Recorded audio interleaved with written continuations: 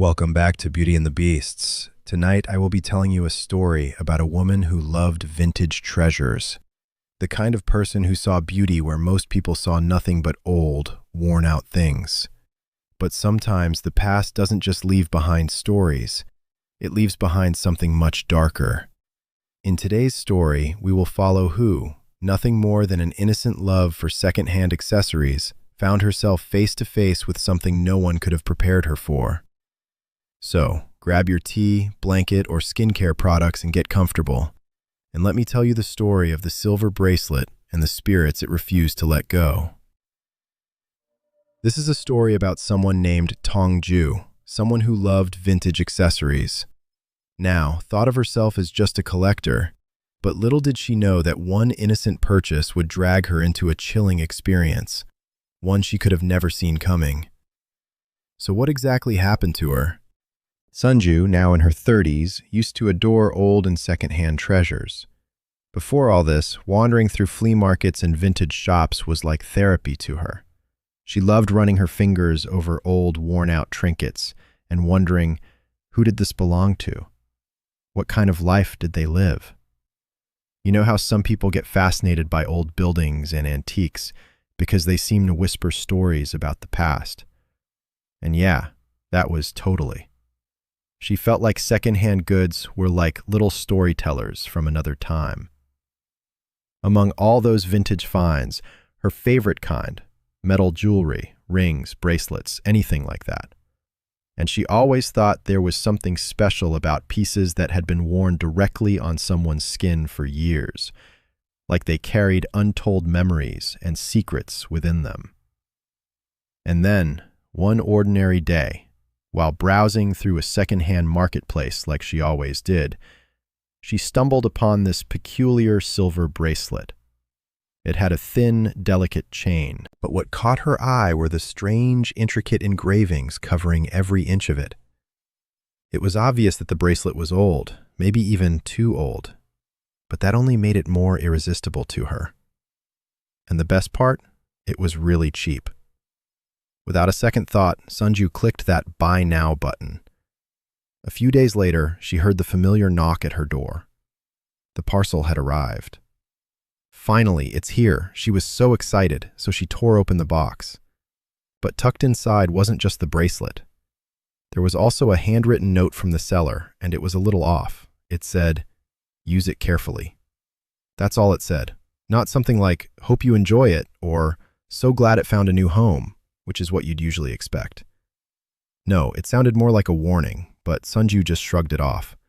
It's probably old and fragile. They must just mean don't break it.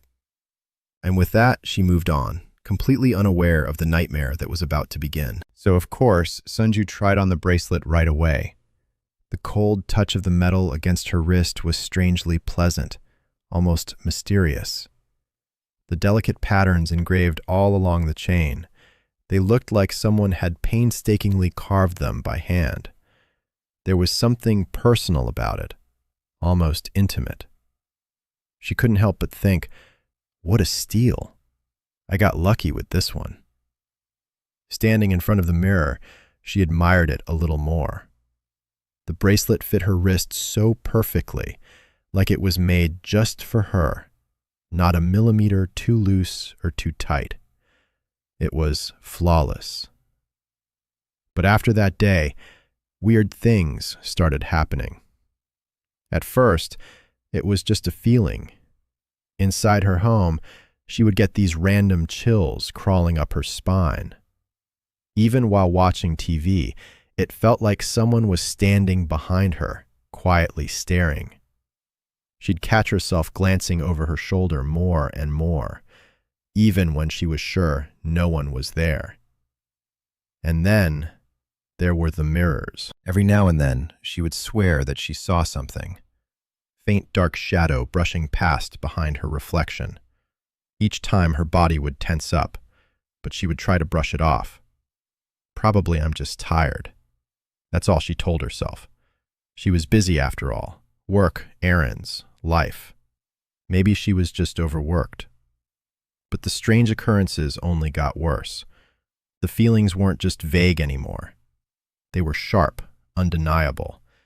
And one evening, while washing her face, she casually lifted her head and froze. Behind her, in the mirror's reflection, there was a dark figure.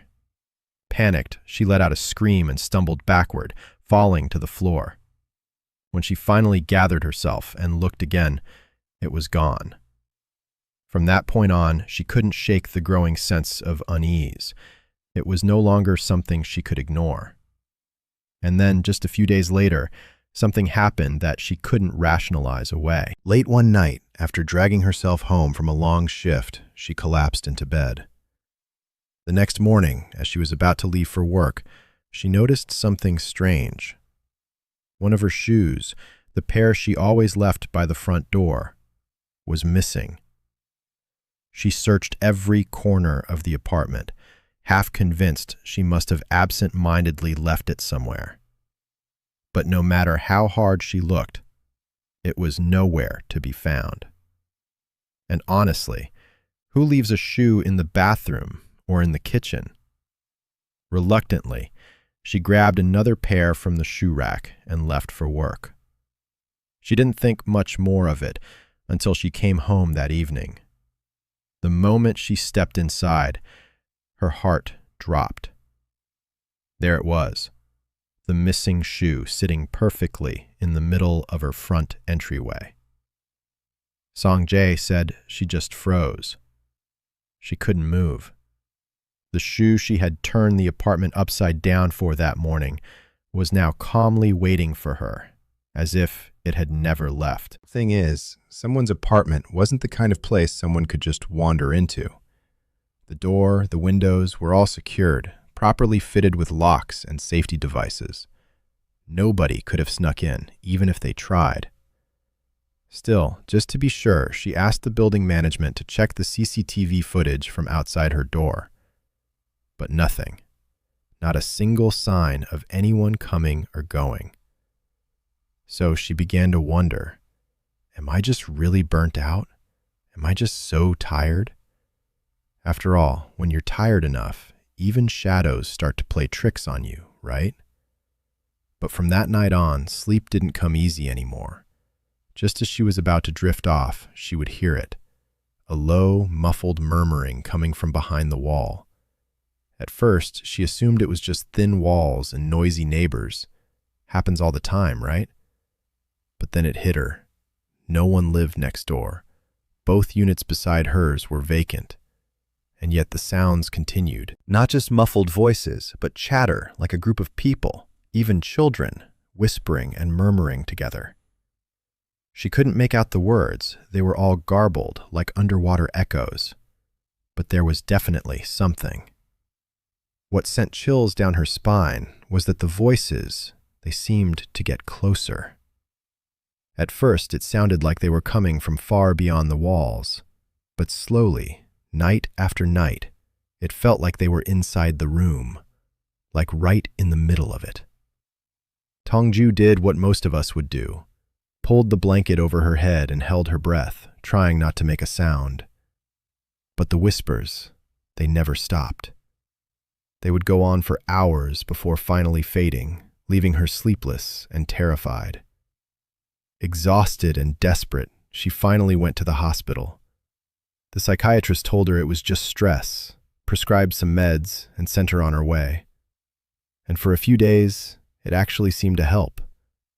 But before long, the whispers returned. Louder, closer, even more persistent. Even after getting stronger medication, nothing changed. And then, after about a month of this hell, something happened. One morning, as she was putting on her makeup, getting ready for work, her eyes landed on her wrist. That silver bracelet was still there, but now there were faint reddish marks around it, marks that looked eerie, like fingerprints. Her first instinct was to think maybe she had grabbed her own wrist in her sleep, but that deep enough to leave clear finger-shaped marks. She wasn't convinced. And that's when the bracelet started to feel wrong, like it wasn't just an accessory anymore.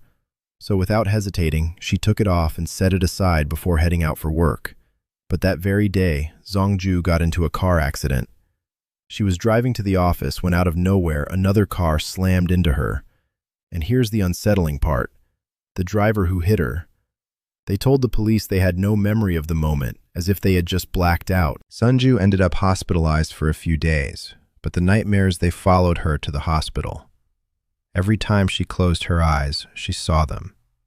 People in old-fashioned clothes, a woman with no head, figures with missing ankles, all kinds of twisted spirits haunted her dreams.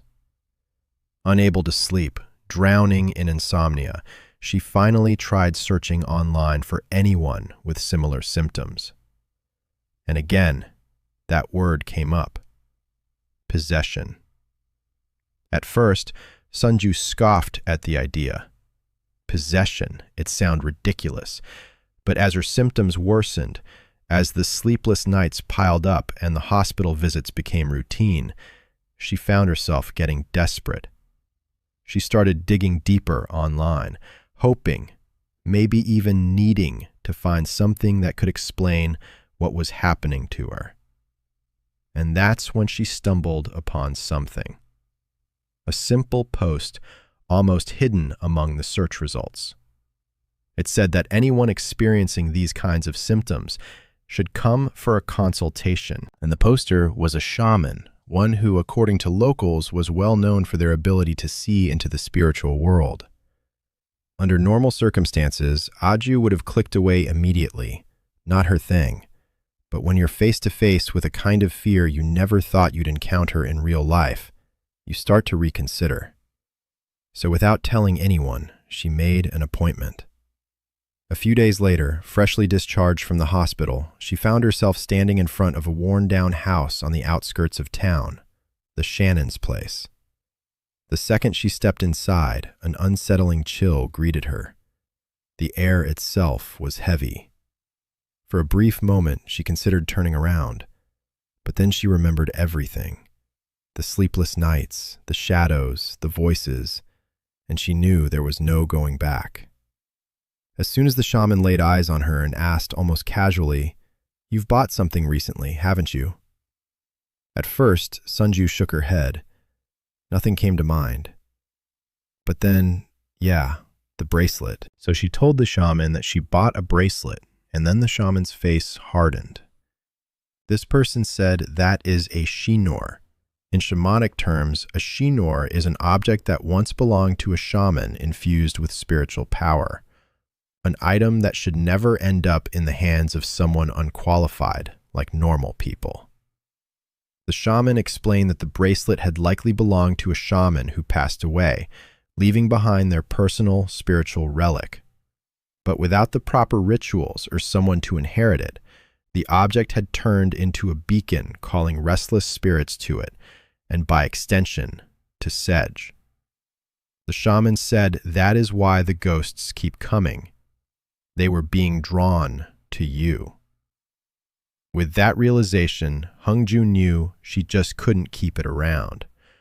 The shaman warned her, if you leave it any longer, they will latch onto you even stronger. Bring me the bracelet immediately. Without a second thought, nodded and rushed back home. But when she got there, something else sent a chill racing down her spine. The bracelet, which she swore she left on the vanity, was now neatly placed on the bedside table, like right next to where she slept. Frozen with fear, she could only stare. She knew then she couldn't delay any longer, no matter what. Heart pounding, she stuffed the bracelet into her bag, telling herself that at dawn, no matter what it took, she would call in sick, skip work, whatever, and go straight back to the shaman. But that night, something felt off from the very start. The lights inside her apartment began flickering. At first, it was subtle, like a power surge. But then, the living room light started flashing wildly, turning on and off like something was playing with a switch. Thinking it might just be a faulty bulb, Tongju cautiously approached to check. That's when she heard something, a soft but chilling giggle echoing from the end of the hallway. She had heard strange sounds before, sure, but this time the laughter was clearer, sharper, almost playful, and it lingered far too long. She was terrified. She forced herself to ignore it and returned to her bed. But just as she pulled up the blanket, she heard another noise, a metallic clink coming from her back. It was faint but distinct, like the bracelet had moved on its own. Sungju told herself it was just her imagination, but deep down she knew something wasn't right. Sleep was impossible that night. Every time she cracked her eyes open, she saw the shadows of figures circling her room, slowly, deliberately. Worse yet, hovering near the ceiling were the same spirits she had seen in her nightmares back at the hospital.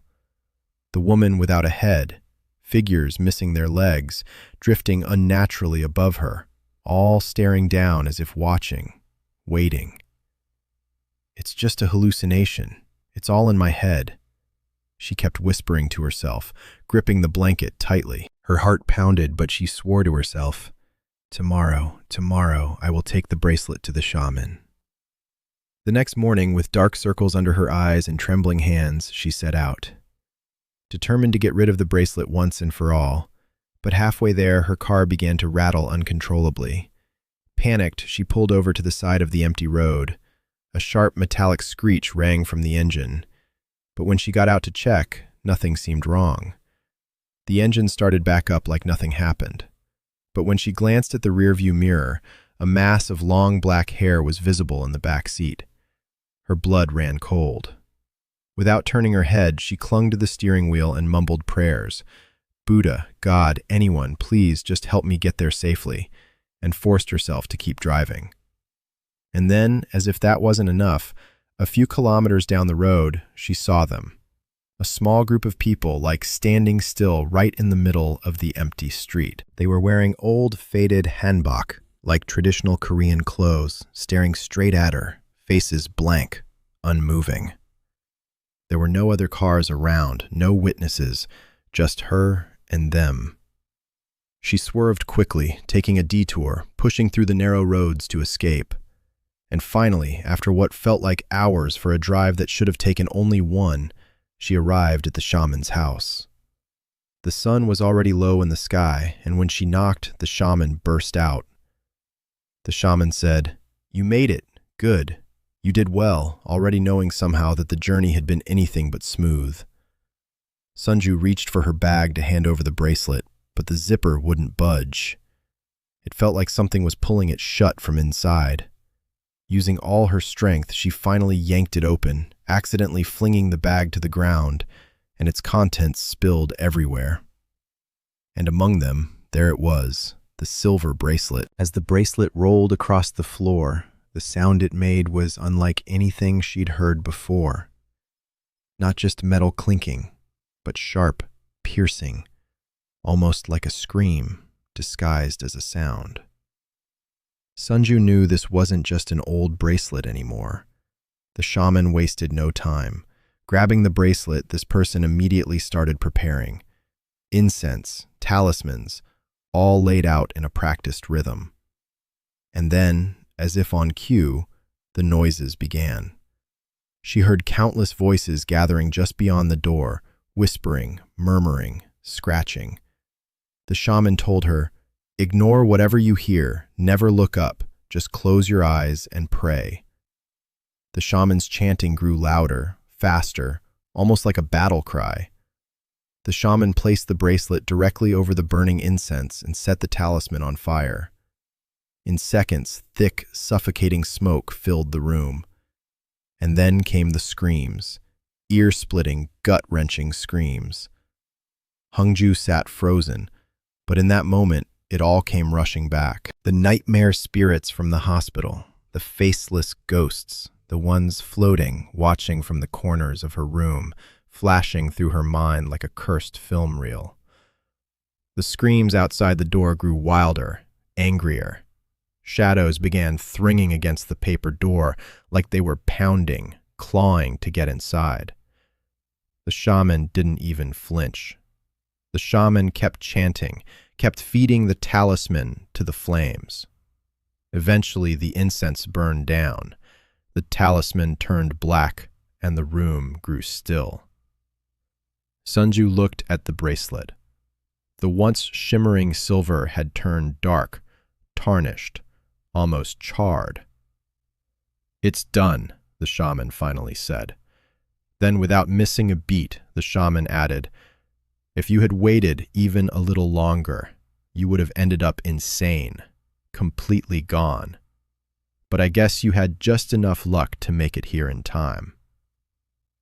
Hearing those words, all the tension had been carrying seemed to crash down on her at once. Her legs gave out and she sank helplessly to the floor. Since that day, Hungju has never, ever touched another vintage item. And the spirits, the whispers, the shadows, she has never seen them again. But still, when you think about it, what exactly did Sunju experience? And what other stories could be hidden behind those vintage treasures, quietly waiting for their next owner? And that was the story of Sunju and her silver bracelet. A beautiful find, or so it seemed. But sometimes the past doesn't fade quietly. Sometimes it lingers, watching, waiting until the right person comes along. Hungju never touched another vintage item again. But who's to say the next person will be so lucky? Okay, that's the end of today's story, and thank you so much for joining me tonight on Beauty and the Beasts. Sleep tight if you can, and I will see you in our next episode.